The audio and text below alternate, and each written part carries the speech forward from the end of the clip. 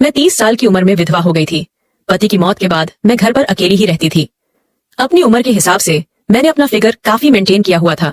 एक दिन सुबह से बारिश हो रही थी, तभी एक कुरियर वाला मेरे दरवाजे पर आ गया। वह 22 साल का एक नौजवान लड़का था। बारिश की वजह से वो काफी भीग गया था, इसीलिए मैंने उसे अंदर बुला लिया। हम दोनों आपस में बातें करने लगे। तभी मैंने नोटिस किया कि वो मेरे खूबसूरत जिस्म को ही घूर रहा है। जब मैं उसके लिए चाय बनाने जाने लगी, तभी उसने मुझे अपनी बाहों में भर लिया और फिर हम दोनों ने। हेलो दोस्तों, आज की इस रोमांचक कहानी में आप सभी का स्वागत है। मेरा नाम महिमा है। पति की मौत के बाद मैं अकेले घर पर रहती थी। मैं 30 साल की उम्र में ही विधवा हो गई थी। 30 साल की विधवा होते हुए भी मैंने अपने बदन को काफी मेंटेन किया हुआ था। एक दिन सुबह उठकर मैं रसोई घर में चाय बना ही रही थी कि तभी हल्की हल्की सी बारिश होने लगी। मैंने चाय के साथ गरम गरम पकोड़े भी तल दिए। इसके बाद तौलिया और नहाने के बाद पहनने वाले अंदरूनी कपड़े बाथरूम में रख दिए। चाय बनाने के बाद मैंने खिड़की बंद कर दी और टीवी की आवाज तेज कर दी। मैं डांस करने लगी और मस्ती में खुद को दीवार पर लगे बड़े आईने में देखने लगी। मैंने काले रंग की एक नाइटी पहनी हुई थी, जिसमें मैं बहुत ही सुंदर लग रही थी। मैं मस्ती में डांस कर ही रही थी कि तभी दरवाजे की बेल बजी। मैंने टीवी की आवाज कम कर दी और एक दुपट्टा सिर पर रख लिया। मैंने दरवाजा खोला तो बाहर कुरियर वाला खड़ा था। वह 22 साल का एक जवान लड़का था, जिसका बदन काफी सुडौल था। वो पहले तो मुझे काफी देर तक देखता रहा और फिर बोला, मैडम, महिमा के नाम से आपका पार्सल आया है। मुझको तुरंत याद आया कि मैंने एक ऑनलाइन शॉपिंग साइट से अपने लिए एक सूट बुक किया था। मैं बोली, हाँ, मेरा ही नाम ही महिमा है। लड़के ने मेरा कुरियर मुझे थमा दिया और साइन करने के लिए मुझे पेन दिया। पेन देते समय उसके हाथ मेरी उंगलियों को छू गए थे। मैंने एक नजर उसकी ओर देखा और दस्तखत कर दिए। मैंने उसे 1500 रुपए दिए तो लड़के ने 200 रुपए वापस कर दिए और बोला, 200 का डिस्काउंट चल रहा है। मैंने उस लड़के को बड़े ही ध्यान से देखा, जिसने आज के बेईमानी के जमाने में भी ईमानदारी से सच कहा और 200 रुपए वापस कर दिए। थोड़ी देर बाद वह लड़का बोला, मैडम, थोड़ा पानी मिलेगा? मैंने पूरा दरवाजा खोला और बोली, तुम तो काफी भीग गए हो, अंदर आ जाओ। वो अंदर आ गया। मैंने अपना सूट अलमारी में रखा और रसोई घर में पानी लेने चली गई। अब मैंने अपनी छाती से दुपट्टे को अलग कर दिया था। कुछ देर बाद मैंने लड़के को पानी दिया। पानी देते समय जैसे ही मैं थोड़ा झुकी, लड़के की नजर मेरे उभार पर जा टकराई और उसकी आंखें बड़ी बड़ी हो गईं। पानी पीते पीते वह लड़का नजर बचाकर मेरे उभारों को देख रहा था कि अचानक उसने चीख दिया। मैं बोली, तुम्हें तो सर्दी लग गई है, अभी बारिश भी तेज है। अगर तुम चाहो तो थोड़ी देर यहाँ रुक सकते हो। तुम्हारे कपड़े भी काफी भीग गए हैं, चाहो तो बाथरूम में जाकर फ्रेश हो सकते हो। वह लड़का बाथरूम में चला गया। उसने दरवाजा बंद करके लाइट जलाई। वहां मेरा नहाने का तौलिया और अंदरूनी कपड़े पहले से ही रखे हुए थे। लड़के ने अपनी कमीज निकालकर उस तौलिए को पहले चूमा और फिर उसी से अपने बदन को पोंछा। उसने मेरे अंदरूनी कपड़ों को अपने हाथ में लिया ही था कि तभी बाथरूम के दरवाजे पर दस्तक हुई। उसने मेरे कपड़ों को वहीं पर रख दिया और थोड़ा सा दरवाजा खोलकर बाहर देखने लगा और बोला, क्या हो गया मैडम? मैंने उसको काले रंग का कुर्ता दिया और बोली, यह लो, इसे पहन लेना। लड़के ने वह कुर्ता पहन लिया और अपनी कमीज सूखने के लिए डाल दी। लड़के ने बाथरूम में बहुत समय लगाया। मुझे समझ नहीं आ रहा था कि इतनी देर से वो कर क्या रहा है। काफी देर बाद वो नहा के निकला और बेडरूम में जाकर टीवी देखने लगा। मैं रसोई घर से चाय और पकोड़े ले आई और उससे पूछने लगी, तुम्हारा नाम क्या है? वो लड़का बोला, मैडम, मेरा नाम आर्यन है। मैं 1 साल से कुरियर डिलीवरी का काम कर रहा हूँ, पर पहली बार आप जितनी नेक औरत मिली है जिसने मेरे साथ इतना अच्छा व्यवहार किया है।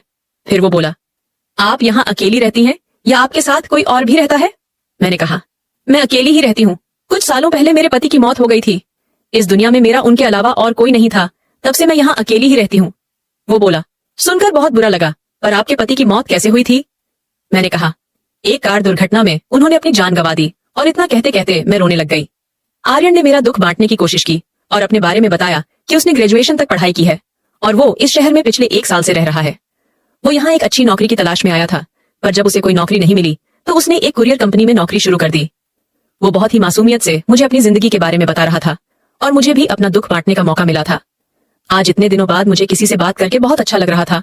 आर्यन एक बहुत ही सुलझा हुआ इंसान था। हम दोनों को बात करते करते कब 1 घंटा हो गया हमें कुछ पता ही नहीं चला। मैं अपनी शादी का एल्बम उठा लाई और आर्यन को अपनी शादी की तस्वीरें दिखाने लगी। आर्यन बोला, सच कहूं तो तब आप किसी खूबसूरत अप्सरा से कम नहीं थी। मैंने मुस्कुराते हुए कहा, और अब? क्या अब मैं अप्सरा नहीं लगती? बस इतना बोलकर मैं मुस्कुराते हुए खाली प्लेट और कप लेकर रसोई घर में चली गई। मैंने आर्यन से कहा, तुम यही बैठो, तब तक मैं नहा के आती हूँ। मैं नहाने की तैयारी कर रही थी और मैं ये भी नोटिस कर रही थी कि आर्यन सिर्फ और सिर्फ मेरी खूबसूरती ही निहार रहा है। मैं नहाने के लिए जा रही थी कि तभी वापस बेडरूम में आ गई। मुझे देखकर आर्यन हैरान रह गया। मैंने पूछा, तो बताओ कैसी लगी मेरी शादी की एल्बम? आर्यन बोला, बहुत खूबसूरत। वह मेरे गले के नीचे देख रहा था और बड़ी ही मदहोश सी आवाज में बोला, वैसे आप अभी भी कुछ कम नहीं है। आप अगर चाहो को किसी का भी मन मोह सकती हो। ये सुनकर मैं एक खास अदा में मुस्कुरा दी। मैं नहाने चली गई और कुछ देर बाद मैंने बाथरूम से आवाज दी, आर्यन, मैं अपना तौलिया लेना भूल गई हूँ, प्लीज तौलिया दे दो मुझे।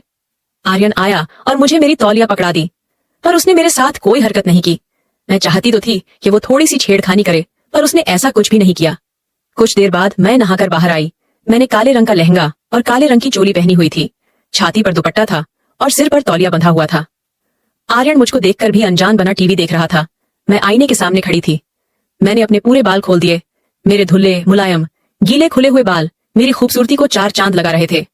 आर्यन के मन में आया कि वह चुपके से उठकर मेरी कमर पकड़कर उसे पूरी तरह दबा दे। तभी मैंने आर्यन की तरफ देखा। इससे आर्यन घबरा गया और अपनी चोर नजरों को टीवी पर लगा दिया। कुछ देर बाद मैं आर्यन के पास आकर बैठ गई और उससे बात करने लगी। बीच बीच में आर्यन का हाथ मेरे हाथ को छू भी जाता था, पर मैंने बुरा नहीं माना। पर इससे आर्यन की हिम्मत बढ़ रही थी और अब वह जानबूझकर मेरे हाथ को छूने लगा। इसी तरह दोपहर के 1 बज गए और बारिश धीमी हो गई थी। मैंने दोपहर का खाना बनाया और हम दोनों खाना खाने लगे। आर्यन ने पूछा, आप दोबारा शादी क्यों नहीं कर लेती? आप तो अभी जवान है और वैसे भी कोई पागल ही होगा जो आपसे शादी करने के लिए मना करेगा। मैं बोली, तुमने अभी तक शादी क्यों नहीं की? आर्यन बोला, माँ तो कई बार जिद करती हैं शादी के लिए, पर मैं ही टाल देता हूँ। मैं उनसे कह देता हूँ कि अभी तक मुझे कोई लड़की पसंद नहीं आई है, जब पसंद आएगी तो कर लूंगा। मैंने पूछा, तो कैसी लड़की पसंद है तुम्हें? वो बोला, वही जो आपकी तरह समझदार हो, घरेलू काम जानती हो, जो मुझे रोज गरम गरम चाय और बिल्कुल आप जैसे पकोड़े बनाकर खिला सके। मैं उसका भाव समझते हुए बोली, पर आर्यन, मैं तो तुमसे 8 साल बड़ी हूँ और विधवा भी हूँ। आर्यन बोला, तो क्या हुआ? आपके पति की मौत एक हादसे में हुई थी, पर इसका मतलब ये तो नहीं कि आप जिंदगी भर अकेली रहो। आपको भी खुश रहने का हक है और मैं आपको खुश रखूंगा। मैं अपनी चिंता जाहिर करते हुए पूछा, पर क्या तुम्हारे माता पिता मानेंगे? तुम एक जवान लड़के हो, अगर तुम एक विधवा से शादी करोगे तो हो सकता है कि तुम्हारे माता पिता तुमसे बात करना बंद कर दें। आर्यन मुझे समझाते हुए बोला, अरे शादी मुझे करनी है या मेरे मम्मी पापा को? तुमने वह कहावत नहीं सुनी कि जब मियाँ बीवी राजी तो क्या करेगा काजी? शाम के 4 बज चुके थे, तभी आर्यन के फोन पर एक कॉल आया। उसकी मम्मी ने फोन किया था। वह बात करने के लिए रसोई घर में चला गया। मैं दीवार से कान लगाए आर्यन की सारी बातें सुन रही थी।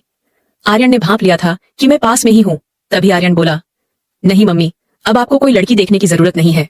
मुझे यहाँ एक लड़की पसंद है और मैं उसी से शादी करूंगा। ये सुनकर मैं शर्मा गई और नजरें बचाकर आर्यन को देखने लगी। इसके बाद आर्यन ने फोन काट दिया और मैं पीछे से आकर उससे लिपट गई। आर्यन ने मुझे अपनी बाहों में भर लिया और तभी बारिश दोबारा शुरू हो गई। मैंने आर्यन को रोका। मैं बोली, अगर बुरा ना मानो तो आज यही रुक जाओ। आर्यन का भी मन कर रहा था मेरे साथ पूरी रात रुकने का। मैंने कहा, मैं रसोई घर में सो जाती हूँ, तुम यहीं बेडरूम में सो जाओ।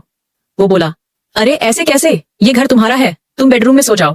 मैं किचन में सो जाऊंगा और वैसे भी मुझे ज्यादा आराम की आदत नहीं है।